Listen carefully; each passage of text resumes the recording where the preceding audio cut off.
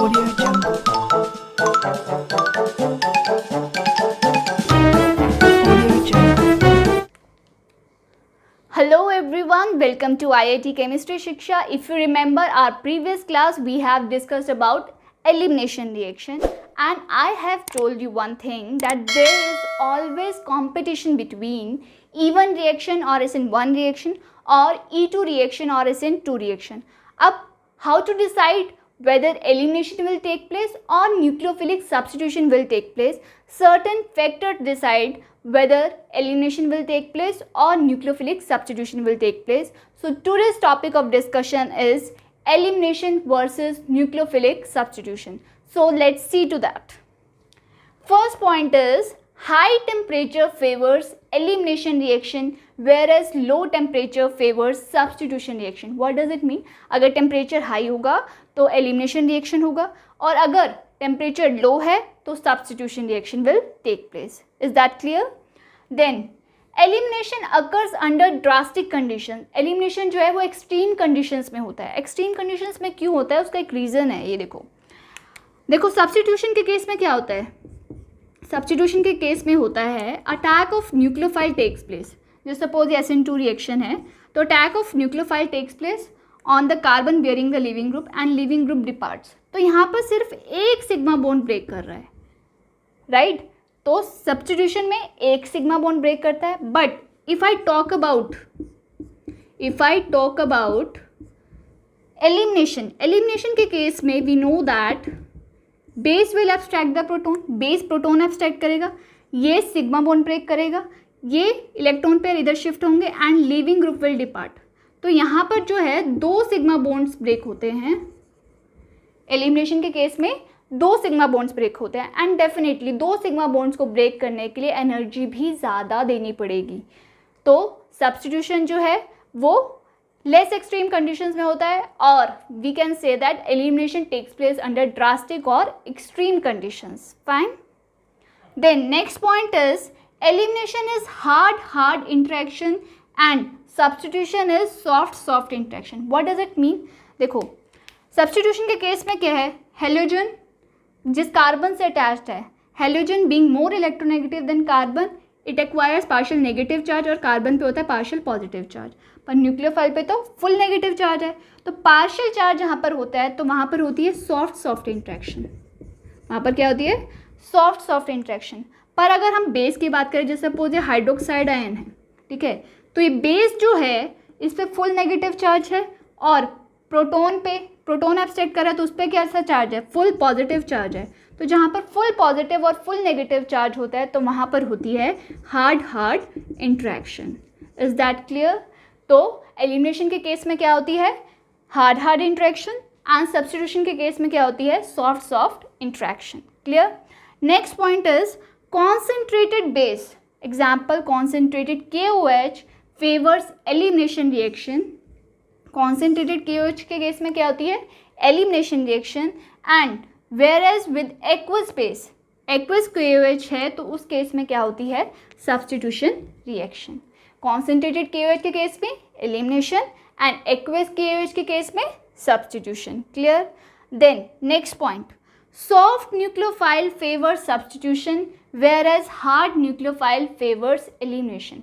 अगर न्यूक्लियोफाइल जो है, अटैकिंग न्यूक्लियोफाइल जो है वो अगर हार्ड है तो hard example methoxide ion, hydroxide ion, water, alcohol, these are examples of hard nucleophile where the negative charge is concentrated. तो उस केस में क्या होता है? elimination reaction.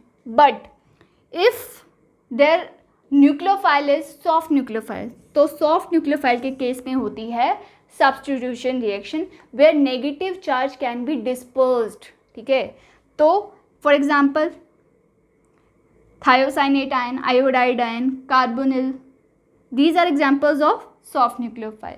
So this was few points. Now let's proceed to some other points, whether substitution will take place or elimination will take place. So coming to few more points, sterically hindered base favors elimination reaction. जो base sterically hindered होता है, बल्कि base होता है, that favours elimination reaction. For example DBU, DBN, LTMP, LH, MDS, LDA. These all are bulky bases और sterically hindered bases. इस case में elimination ही होगा, सब्स्टिट्यूशन नहीं हो सकता. क्यों? देखो सब्स्टिट्यूशन के केस में क्या होता है, nucleophile has to attack on the carbon bearing the leaving group. अगर ये न्यूक्लियोफाइल स्टेरिकली हिंडर्ड है तो it won't be attack on the carbon bearing the leaving group, तो ये इस पर अटैक ही नहीं कर पाएगा. पर एलिमिनेशन के केस में क्या होता है, एलिमिनेशन के केस में ये होता है, देखो एलिमिनेशन के केस में जो है base has to simply abstract the proton from the periphery.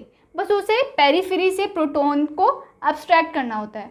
तो वो तो अगर बल्कि भी है तो छीन के ले आएगा, प्रोटॉन छीन लेगा. पर अगर उसे कार्बन पे अटैक करना है, अंदर जाके मॉलिक्यूल में अटैक करना है, तो it has to be a less sterically hindered nucleophile.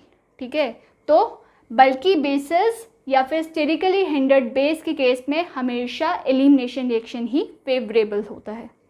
Then in case of elimination entropy of system increases, but in case of substitution entropy of system remains the same.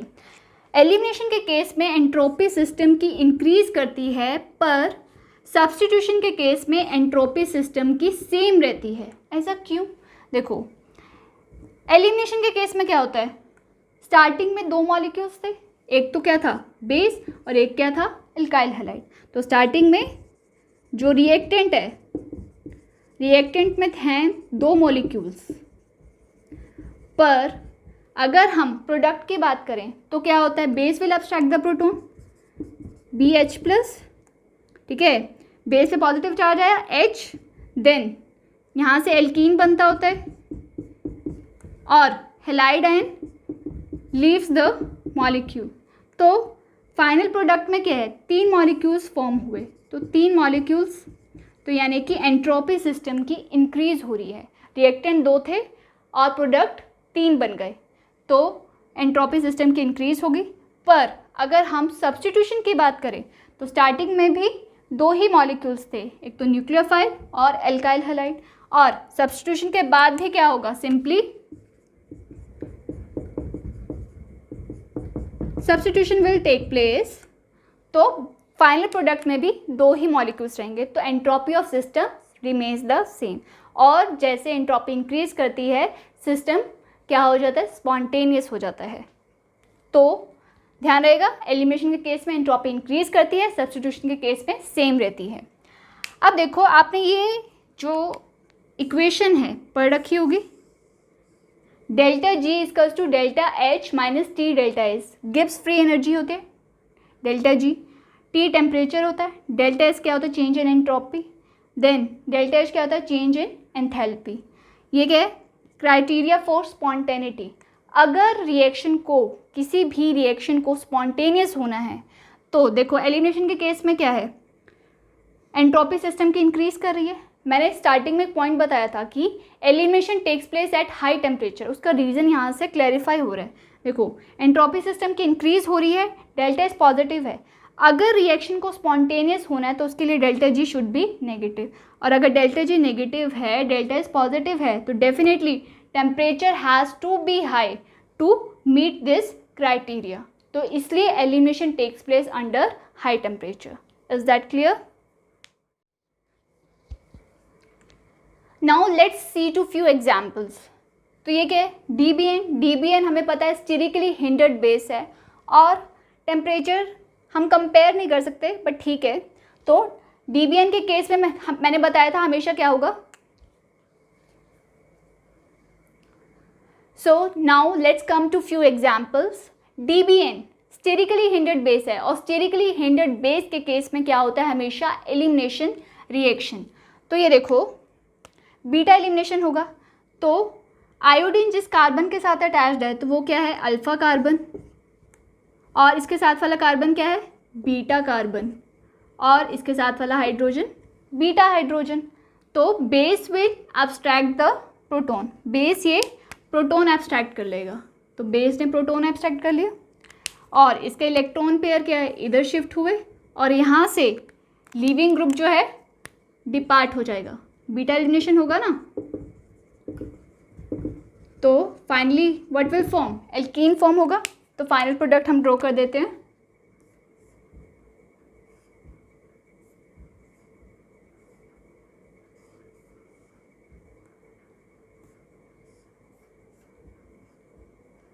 So final product will be something like this, alkene form हो गया। So this is the final product, clear। अब next example देखो, we know that OTS is a good living group और ये क्या sterically hindered base.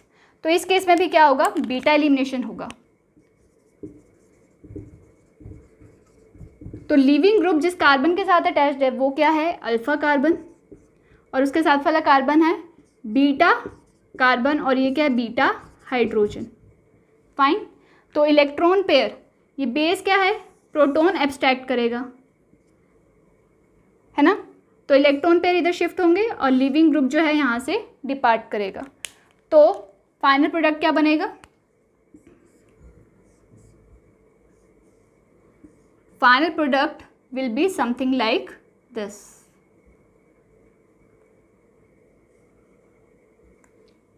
Alkene will be formed in the final product. यहाँ से proton निकल गया, इलेक्ट्रॉन पेयर इधर शिफ्ट हुआ और लिविंग ग्रुप डिपार्ट कर गया।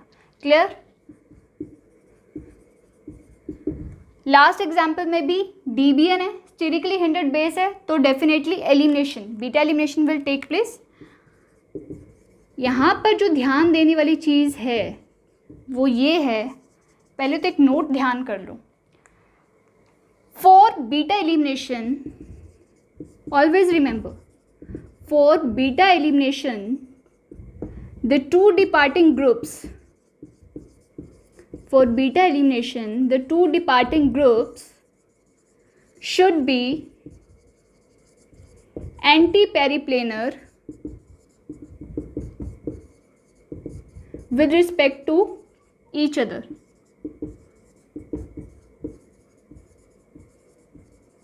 For beta elimination, the two departing groups should be anti-periplanar with respect to each other.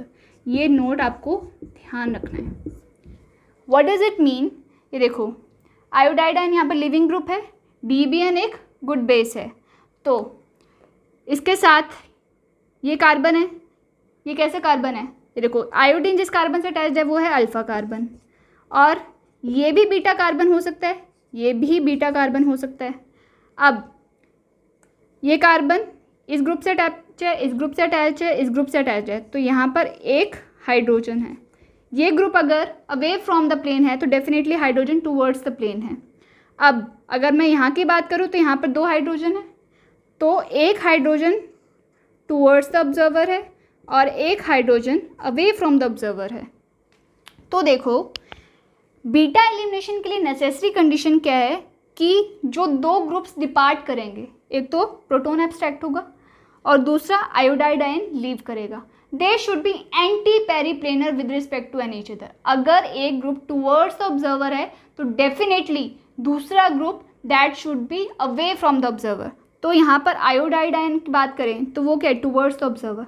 तो ये वाला हाइड्रोजन क्या है, टूवर्ड्स द ऑब्जर्वर है, तो यहाँ पर कैसी कंडीशन है, two departing groups they are syn with respect to an each other, syn planar, तो यहाँ पर एलिमिनेशन नहीं होगा। यहाँ पर देखो ये iodide ion towards the observer है, ये hydrogen away from the observer है। Now these two departing groups are anti periplanar with respect to an each other, तो इस केस में बीटा एलिमिनेशन होगा। तो होगा क्या, base will abstract the proton, base proton abstract करेगा, इलेक्ट्रॉन पेयर इधर शिफ्ट होगा and then leaving group will depart, तो यहाँ पर बीटा एलिमिनेशन होगा। तो फाइनल प्रोडक्ट की बात करें हम, तो फाइनल प्रोडक्ट क्या होगा, final product will be something like this.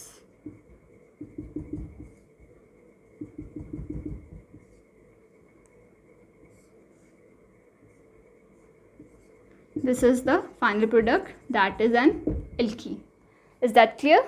So this was about elimination reaction versus substitution reaction. For further lectures, stay tuned with IIT Chemistry Shiksha by Rashmi ma'am. And if you like it, please don't forget to subscribe it and share it as maximum with your friends, because पढ़ेंगे हम सब तो बढ़ेगा India. धन्यवाद.